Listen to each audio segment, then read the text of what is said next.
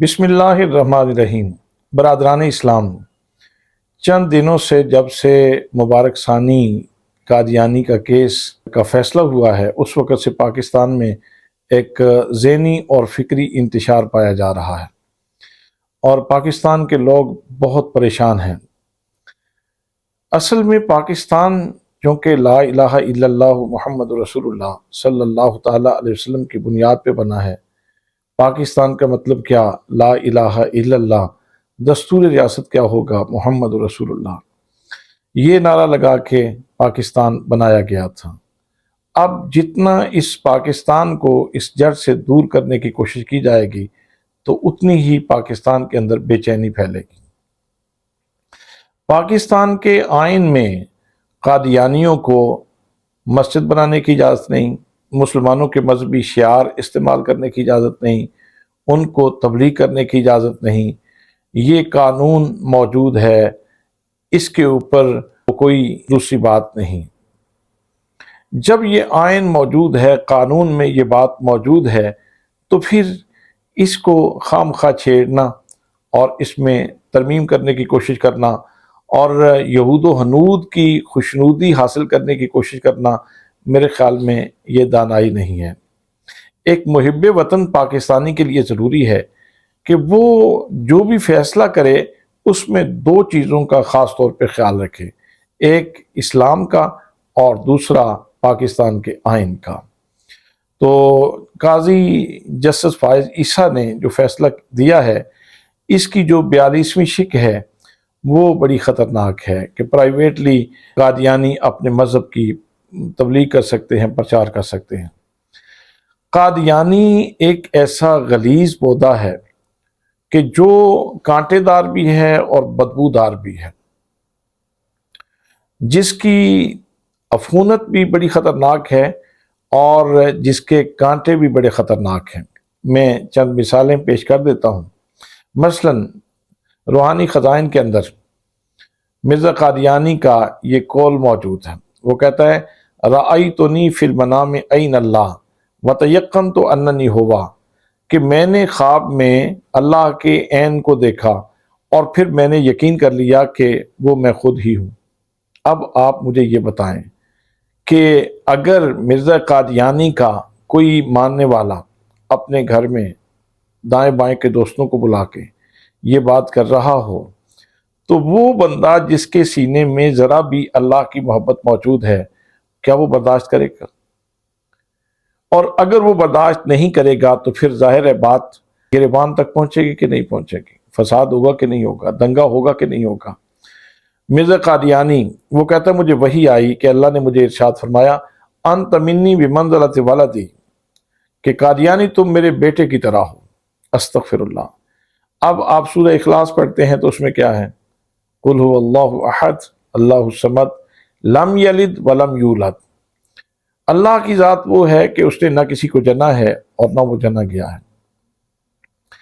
تو جب سورہ اخلاص جو قرآن مقدس کی ایک بہت ہی اہم صورت ہے، اس میں یہ نظریہ ہو کہ اللہ نہ کسی کا باپ ہے نہ کسی کا بیٹا ہے، اور مرزا قادیانی یہ کہے کہ مجھے وحی آئی ہے، اللہ نے مجھے فرمایا ہے کہ تو میرے بیٹے کے قائم مقام ہے، تو اگر ایسا واز کوئی سنے گا، ایسی گفتگو کوئی سنے گا، مسلمان برداشت کرے گا؟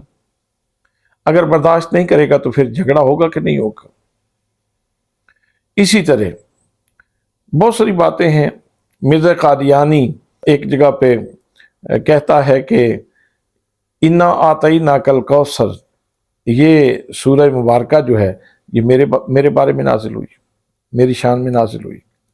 اب ایک مسلمان تو کپ کپا جاتا ہے ایسی بات سن کے، اس لیے کہ مسلمانوں کے بچے بچے کو معلوم ہے کہ یہ عظمت ہمارے آقا کریم صلی اللہ تعالیٰ علیہ وسلم کی ہے، یہ حضرت محمد مصطفیٰ صلی اللہ تعالیٰ علیہ وسلم کی شان ہے۔ اور ایک جگہ پہ مرزا قادیانی وہ کہتا ہے کہ هو الذی ارسل رسولہ بالہدی ودین الحق لیظہرہ علی الدین کلہ، یہ آیت میرے بارے میں نازل ہوئی ہے اور اس میں جو رسول کی بات کی جا رہی ہے وہ میری بات کی جا رہی ہے۔ آپ دیکھیں کہ اس بات کا اگر کہیں پرچار ہوگا تو مسلمانوں اور قادیانیوں میں جھگڑا ہوگا کہ نہیں ہوگا؟ ملکی امن برباد ہوگا کہ نہیں ہوگا؟ اور پھر ایک مقام پہ وہ کہتا ہے کہ محمد رسول اللہ والذین معہ اشداء علی الکفار رحماء بینہم، یہ آیت بھی میرے بارے میں نازل ہوئی۔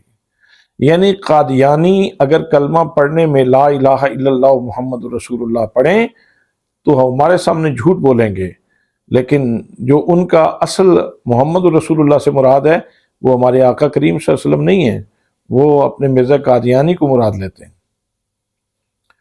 اسی طرح مرزا قادیانی نے حضور صلی اللہ تعالیٰ علیہ وسلم کی شان میں بھی گستاخی کی اور 1,24,000 انبیاء کرام کی گستاخی کی۔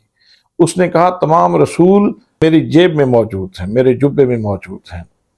اتنی بڑی حماقت، اتنی بڑی دلالت، اتنا بڑا فسق، اتنی بڑی بدبختی اور اتنی بڑی اہانت، آپ یہ بتائیں کسی مجلس میں اگر یہ بات کی جا رہی ہوگی تو وہاں اگر کسی مسلمان کے کان میں یہ بات پڑتی ہے تو برداشت کرے گا؟ وہ جان دے گا کہ نہیں دے گا؟ وہ لڑنے مرنے کے لیے تیار ہوگا کہ نہیں ہوگا؟ پھر کہاں جائے گا ملکی سکون؟ ملکی امن کیسے قائم رہے گا؟ اسی طرح مرزا قادیانی نے حضرت عیسیٰ علیہ السلام کے بارے میں جو بکواس کیا، وہ کہتا ہے کہ عیسیٰ علیہ السلام کو تو کوئی معجزہ ملا ہی نہیں، یہ عیسائیوں نے خام خواہ ان کی طرف بہت سارے معجزات منسوب کر رکھے ہیں۔ عیسیٰ علیہ السلام سے تو جب معجزہ طلب کیا گیا تو وہ آگے سے گالی دینے لگے، نعوذ باللہ۔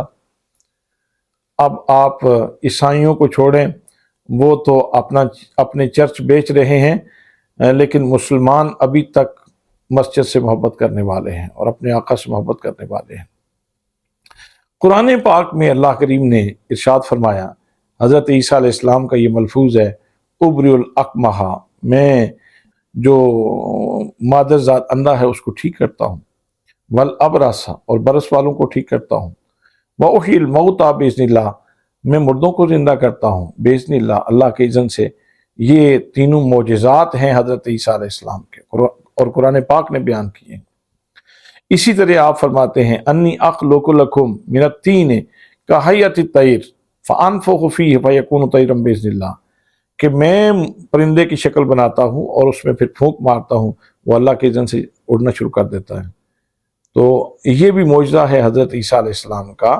تو جب قرآن مقدس حضرت عیسیٰ علیہ السلام کے معجزات بیان کرے اور مرزا قادیانی یہ کہے کہ حضرت عیسیٰ علیہ السلام کے پاس کوئی معجزہ تھا ہی نہیں، اور یہ تبلیغ ہو کسی بھی پرائیویٹ مقام پہ، تو کیا مسلمان برداشت کریں گے؟ تو کیا بولی ہوئی باتیں اس میڈیا کے دور میں چھپی رہ سکتی ہیں؟ قاضی فائز عیسیٰ صاحب کا یہ خیال ہو کہ وہ چار دیواری کے اندر بات رہے گی، ایسی کہاں رہ سکتی ہے؟ آج کا دور میڈیا کا دور ہے، آج ہر بندے کے ہاتھ میں کیمرہ موجود ہے، آج ہر بندہ ویڈیو بنا رہا ہے، آج تو چھوٹے چھوٹے فنکشن وہ بھی وائرل ہوتے ہیں۔ تو اگر یہ چیزیں وائرل ہوتی ہیں تو میرے خیال میں ملک میں آگ لگنے کے لیے تو کسی ایک واقعہ کو نہیں کافی۔ تو اس طرح قاضی فائز عیسیٰ صاحب نے جو فیصلہ دیا ہے، اس کی 42ویں جو شک ہے وہ اتنی خطرناک ہے، ملک کو آگ لگانے کے مترادف ہے، ملک کا امن برباد کرنے کے مترادف ہے۔ حضرت یوسف علیہ السلام کے بارے میں وہ کہتا ہے کہ میں ان سے افضل ہوں، اسی طرح دیگر انبیاء کرام، اور حضرت سیدہ طیبہ فاطمہ زہرا سلام اللہ علیہا، جن کی شان اور عظمت یہ ہے کہ میدان محشر میں جب وہ جنت جانے لگیں گی تو اللہ کریم ارشاد فرمائے گا، اعلان ہوگا کہ اے اہل محشر اپنے آنکھوں کو جھکا لو، ایک حدیث میں ہے کہ اپنی گردنوں کو جھکا لو، فاطمہ زہرا کی سواری جنت جا رہی ہے۔ اور وہ خبیث حضرت زہرا بتول سلام اللہ علیہا کے بارے میں بھی ایسا بکواس کرتا ہے کہ میں اپنی زبان پہ وہ کلمات نہیں لا سکتا۔ اگر کوئی دیکھنا چاہے تو قادیانی مرزا کی کتابوں کے اندر وہ بات موجود ہے۔ تو جب اس طرح کے حساس ترین موضوعات پہ گفتگو ہوگی تو گستاخیاں ہوں گی، تو پھر کیا ہوگا؟ نتیجے میں فساد ہوگا، جھگڑا ہوگا۔ تو میں اپنے ملک کے مقتدر لوگوں سے، ارباب اقتدار سے، اصحاب بست و کشاد سے یہ کہنا چاہتا ہوں کہ آپ اس کے لیے اسمبلی کے فورم پہ یہ جو قاضی فائز عیسیٰ نے فیصلہ دیا ہے، اس کے بارے میں جن لوگوں نے بات کی ہے بڑی اچھی بات کی ہے۔ صاحبزادہ حامد رضا صاحب نے بات کی ہے، پٹیل صاحب نے بات کی ہے، علی محمد صاحب نے بات کی ہے۔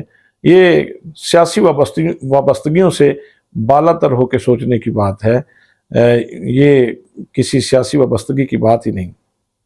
نبی مکرم صلی اللہ تعالیٰ علیہ وسلم کی ذات گرامی سے وابستگی کی بات ہے۔ جو بھی اس معاملے میں غیرت کا مظاہرہ کرے گا اللہ کریم اس کو سرفرازی عطا فرمائے گا۔ تو چاہیے یہ کہ اس کا باقاعدہ نوٹس لیا جائے اور جو قانون کی شق نمبر 6 ہے اس کا اطلاق کیا جائے، اور قاضی فائز عیسیٰ صاحب نے یہ جو قانون میں اضافہ کیا ہے اپنی من مرضی سے، اس کو ڈیلیٹ کیا جائے تاکہ پاکستان کا امن سلامت رہے اور اللہ کے بیان کردہ اور اللہ کے رسول صلی اللہ تعالیٰ علیہ وسلم کی بیان کردہ تعلیمات جو ہیں وہ سلامت رہیں۔ اللہ کریم ہمارے ملک پاکستان کا حامی و ناصر ہو اور اس کو صبح قیامت تک قائم رکھے۔ الاسلام زندہ باد، پاکستان پائندہ باد۔